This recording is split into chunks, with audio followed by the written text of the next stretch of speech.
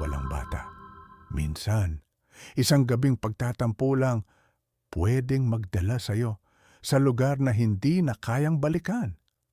Sa isang tahimik na baryo, nakatira ang batang si Liam kasama ang kanyang nanay.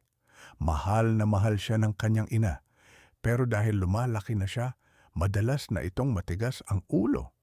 Isang hapon, gusto ni Liam sumama sa pista kasama ang mga barkada niya.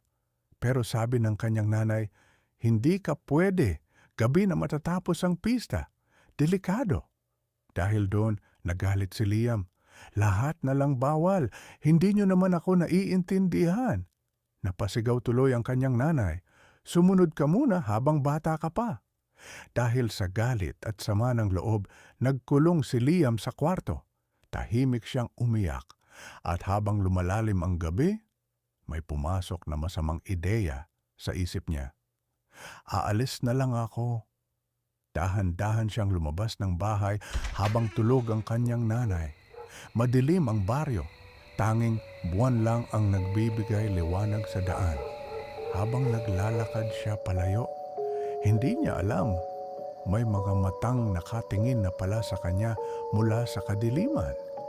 Ano kaya ang naghihintay kay Liam sa dilim? Kung gusto mong malaman kung ano ang makikita ni Liam sa mahiwagang gubat, like, follow at share mo na ito